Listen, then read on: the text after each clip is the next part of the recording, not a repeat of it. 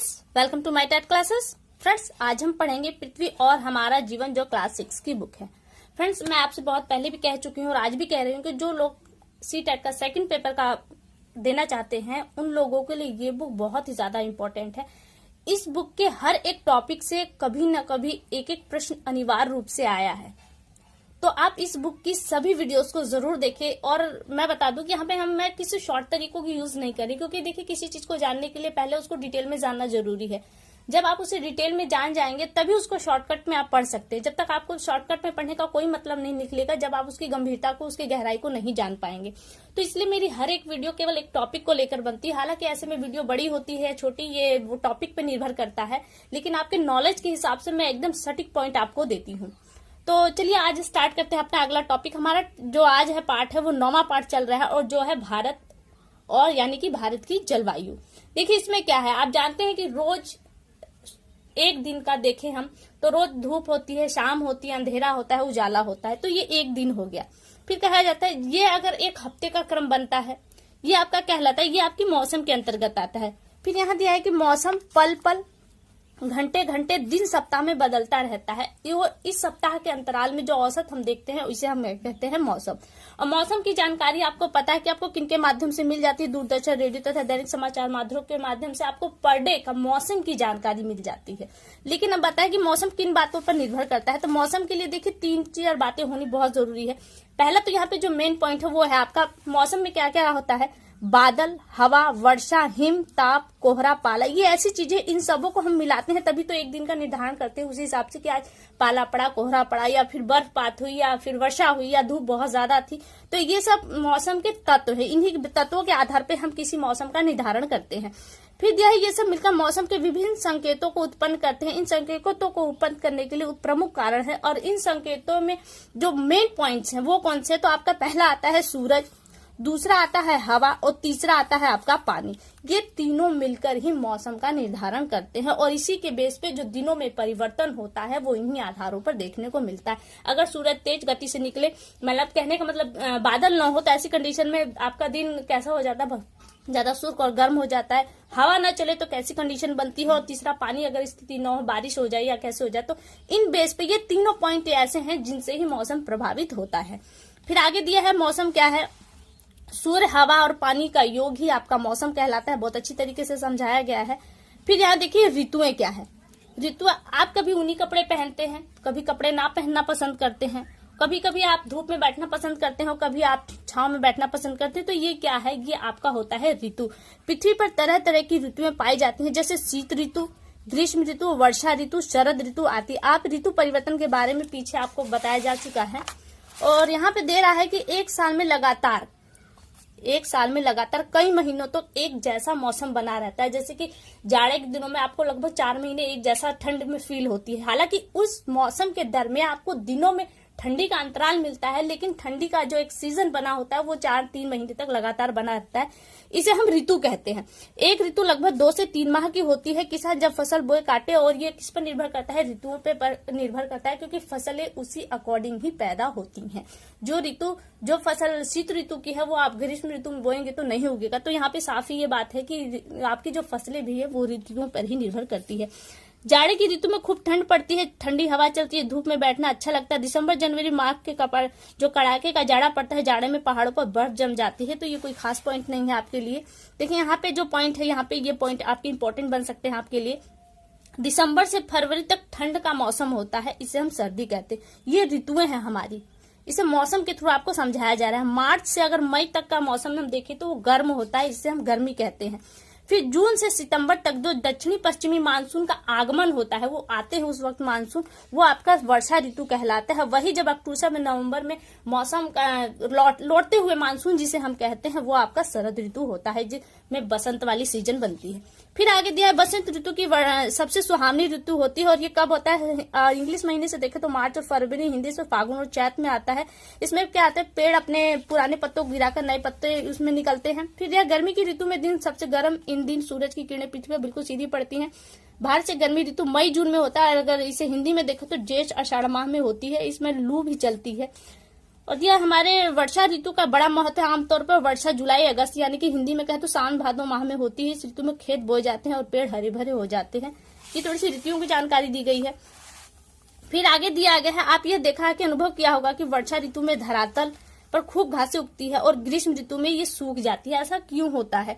तो वर्षा ऋतु में खूब पानी बरसने के कारण बाढ़ भी आती है। सूखा पड़ने और बाढ़ आने का संबंध जलवायु से होता है। ये जलवायु पर निर्भर करता है। जलवायु का हमारे जीवन में गहरा संबंध है। हमारे रहने के मकान, पहनने के कपड़े, भोजन, काम धंधे आदि सभी कुछ जलवायु पर ही निर्भर होता है। जिस तरह की जलवायु होती है उसी के अनुरूप ही हमने काम करते हैं। फिर दिया किसी स्थान के अनेकों वर्षों, अब देखिए यहाँ पे बताया जा रहा है कि जलवायु क्या है। हमने अभी मौसम को देखा। अब ये मौसम जब कई वर्षों तक लगातार इसका हम एक औसत निकालते हैं तो वो हमारी होती है जलवायु। जैसे हमने देखा कि 4 महीने लगातार अब ये ठंडी का सीजन, और ये जो 4 महीने का ठंडी का सीजन वो एक क्रम से कई सालों तक लगातार है, तो ये आपका कहलाता है जलवायु। और ये सालों का क्रम क्या है? 30 से 40 वर्षों के औसत को ही, जो हमारा मौसम है इसके औसत को ही हम जलवायु कहते हैं। फिर आगे आपके लिए नहीं है, बच्चों के लिए है। यहाँ पे थोड़ा सा दिखाया गया है कि कैसे कैसे मतलब वाष्पीकरण होता है और कैसे जल फिर नीचे पुनः आता है। तो ये आपके लिए इम्पोर्टेंट नहीं है। फिर यहाँ दिया है मानसूनी हवाएं। देखिए मानसूनी हवाएं क्या है?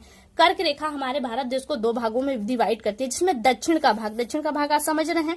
देखिए हमारा भारत यहाँ पे दिया गया है, तो दक्षिण का भाग, ये जो नीचे वाला भाग है, कटिबंध गर्म जलवायु क्षेत्र के अंतर्गत यानी कि गर्म वाला क्षेत्र है। जबकि हम कर्क रेखा ऐसे जाती है, इसके ऊपर जाए तो हमें थोड़ा सा ठंडी यानी कि उपोष्ण कटिबंध यानी कि कुछ क्योंकि हिमालय वाला क्षेत्र आ जाने की वजह से यहाँ पे कुछ ठंडी का असर आ जाता है, के अंतर्गत आता है। इसलिए ग्रीष्म ऋतु में अधिक ऊंचाई वाले को छोड़कर पूरे देश में क्या होती है? गर्मी पड़ती है। स्थलीय भाग पर तापमान काफी ऊंचा रहता है। अरब सागर तथा बंगाल की खाड़ी, अरब सागर आप देख रहे हैं, और बंगाल की खाड़ी से का जो तापमान है वो कम रहता है। इस कारण से देखिए होता क्या है, जहां पे तापमान हवाओं का स्वभाव होता है कि वो गर्म होती हैं तो ऊपर की ओर उठती हैं। तो स्थलीय भाग आपका गर्म हो जाने की वजह से क्या होता है, ये हवाएं ऊपर उठती हैं और इस हवा के वाले जगहों को घेरने के लिए फिर जो ये समुद्री हवाएं हैं ये इस तरफ भागती हैं। तो ये जब समुद्री हवाएं इस तरफ भागती हैं तो इनमें काफी वाष्प की मात्रा होती है, क्योंकि ग्रीष्म ऋतु में इंटर करती है तो इनमें बहुत ज्यादा जल भरा होता है। यहाँ पे यही चीज दिया है कि और यहाँ पे आपका हिमांक बिंदु 0 डिग्री से कम होता है तो हवाएं स्थल से भाग समुद्र की ओर चलने लगती है। वर्षा कम इन हवाओं को मानसूनी हवाएं कहते हैं। ये जो हवाएं आपकी रेड कलर की दिखाई जा रही हैं ये मानसूनी हवाएं कहलाती हैं। फिर दिया है भारत की जलवायु मानसून हवाओं से अधिक प्रभावित है, इसलिए भारत की जलवायु को मानसूनी कहा जाता है। मानसून हवाएं 6 माह समुद्र से स्थल की ओर चलती हैं। 6 माह जो समुद्र है ये वाला एरिया यहाँ से स्थल की ओर चलती है और हवाएं जिस दिशा से चलती हैं उनको वही नाम दिया जाता है। तो ये जब यहाँ से आपकी समुद्र से स्थल की ओर चलती है तो ये समुद्री समीर कहलाती है। समीर मिस होता है हवा, तो ये आपकी समुद्री समीर कहलाती है। फिर 6 महीने स्थल से समुद्र की यानी कि स्थल से समुद्र की ओर चलती है। जो ब्लैक वाली आप लाइनें देख रहे हैं तो इन्हें हम क्या कहते हैं, इन्हें स्थलीय समीर कहा जाता है। हालांकि इसमें नहीं दिया लेकिन मैं आपको बता दे रही हूँ। इन हवाओं को ऋतुओं के अनुसार परिवर्तन होता है, दिए गए चित्र में आपको दिखाया जा रहा है। फिर कहा है कि जिसे दक्षिण पश्चिम मानसून या ग्रीष्मकालीन मानसून कहते हैं, इसमें 50% वर्षा होती है। काले रंग के तीर स्थल के समुद्र की ओर चलने वाली मानसून पवन को दर्शाया गया है। उत्तरी पूर्वी या शीतकालीन मानसून कहते हैं। आगे आप लोगों के लिए नहीं है। फिर वर्षा मापी यंत्र बनाने के लिए बच्चों को बताया जा रहा है, और वर्षा जिससे हम नापते हैं वो रेन गेज है, वर्षा की मात्रा या कितनी वर्षा हुई है कितना नहीं। फिर आगे दिया है कि कहीं अधिक और कहीं कम वर्षा होती है। क्या आप सभी जगह वर्षा एक समान होती है? आपको पता है कि समुद्र के जो मुंबई और कोलकाता के क्षेत्र है वहां पे घनघोर वर्षा होती है, जबकि दिल्ली में कम वर्षा होती है। तो हमारे देश में वर्षा का वितरण बड़ा ही असमान है। दक्षिण भारत से पश्चिम पूर्वी तट में आंतरिक भाग में वर्षा कम होती है। ये क्या पॉइंट है ये देख लीजिए, मैं आपको यहाँ बता दूंगी। देखिए जब मानसूनी हवाएं जब हमारी यहाँ से स्थल से समुद्र से स्थल की ओर चलती हैं तो इनमें बहुत ज्यादा वाष्प भरी होती है, जिसके कारण क्या होता है, ये जो किनारे के क्षेत्र हैं इस पर बहुत ज्यादा वर्षा करते हैं। जबकि अंदर जाते जाते इनकी जो हवाओं में वर्षा की मात्रा होती है वो कम होती चली जाती है, जिसके कारण से यहाँ तक कि मध्य भाग में आते आते इनकी वर्षा बहुत कम होती है। और यही एरिया जब यहाँ हवाएं इधर तक जाती है तो यहाँ पे आते आते इनमें इतनी मात्रा समाप्त हो जाती है कि यहाँ पे ये राजस्थान वाले क्षेत्र में वर्षा करते हैं और कभी कभी तो वर्षा बिना किए ही आगे निकल जाते हैं। तो यही चीज यहाँ पे आपको समझाया गया है और कहा जा रहा है कि राजस्थान पहुंचते हुए इन हवाओं में बहुत कम वाष्प बहती है, जिसके कारण यहाँ लगभग सूखा जैसा मौसम बना रहता है। और विश्व में सबसे अधिक वर्षा भारत के मेघालय राज्य में स्थित मौसीराम में होता है, जबकि राजस्थान राज्य में जैसलमेर वर्षा कभी कभी होती ही नहीं है। इतनी असमान वर्षा है हमारे भारत की।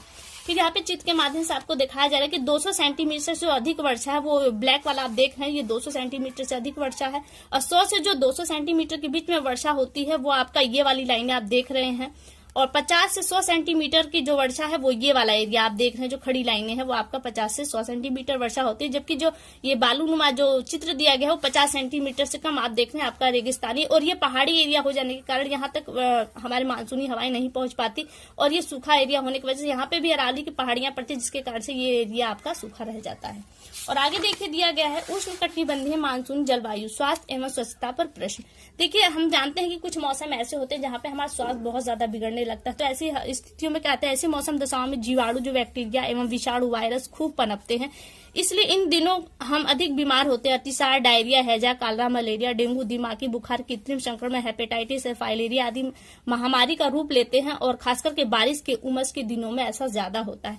तो इन सबों से बचने के लिए यही कहा जाता है कि जल जंगल जमीन की सफाई और स्वच्छता पर आप ध्यान दें, ताकि इस तरह की बीमारियां हमें न पनपने पाए। फिर यहाँ से देखिए लगभग आपका टॉपिक समाप्त सा हो रहा है, और यहाँ पे कुछ पॉइंट्स दिए गए जो आपके लिए इम्पोर्टेंट है। मौसम और जलवायु के मूल तत्व एक ही होते हैं। हमने आपने तत्वों को बताया कि जिसके ओला, पाला, वर्षा ये आपके मौसमी तत्व होते हैं। फिर ये दिया है कि तापमान, वायु दाब और पवने, आर्द्रता, वर्षा, हिम, धूलकण, बादल, ओस, पाला, कोहरा, चक्रवात, प्रति चक्रवाती तूफान आदि मौसम और जलवायु के तत्व। ये सारे आपके किसके तत्व आते हैं, ये मौसम और जलवायु के तत्व हैं। अगला पॉइंट दिया है कि लघु समय, दिन का सप्ताह के अंतर्गत किसी स्थान की वायुमंडलीय दशाओं के सम्मिलित रूप को मौसम कहा जाता है। लघु यानी कि कम दिनों के, यानी कि ज्यादा से ज्यादा एक या एक सप्ताह के मध्य के जो अंतर आपको देखने को मिलता है वायु में, वही आपका मौसम कहलाता है। और इसके विपरीत जब यही चीज आप लंबी अवधि तक अध्ययन करते हैं, यानी कि 30 से 40 साल के वर्ष के दौरान, तो ये आपका जलवायु के अंतर्गत आता है। क्योंकि आप यहाँ पे करते 30 से 40 वर्षों का जो मौसम है उसका औसत निकाल के आप उसके हिसाब से जलवायु का निर्धारण करते हैं। फिर यह जलयानों, गुब्बारों, कृत्रिम उपग्रह द्वारा मौसम संबंधी आंकड़े एकत्रित किए जाते हैं। फिर यहाँ पे अभ्यास, आपका टॉपिक समाप्त हो जाता है, अभ्यास आ जाता है। अभ्यास में प्रश्न उत्तर जो कि हमारे लिए नहीं है। फिर सही उत्तर को अपनी अभ्यास पुस्तिका में लिखे। तो यहाँ पे विश्व में सबसे अधिक वर्षा वाला क्षेत्र कौन सा है, तो वो मौसिनराम है। और अगला है दूसरा कि दक्षिणी पश्चिमी मानसून के समय आर्द्र पवनें कहाँ चलती है, तो दक्षिणी पश्चिम यानी कि पश्चिम आपका देखिए, इस चीज को हमेशा गौर कीजिए कि ये आपका पश्चिम है और ये आपका दक्षिण है। तो ऐसी कंडीशन में दक्षिण पश्चिम में जो मानसून है वो कहाँ चलती है, समुद्र से स्थल की ओर चलती है। तो समुद्र से स्थल की ओर चलती है, आपका ये पॉइंट सही होता है। आज के लिए केवल इतना ही। अगली वीडियो में आपसे बहुत जल्द मुलाकात होगी, तब तक के लिए नमस्कार।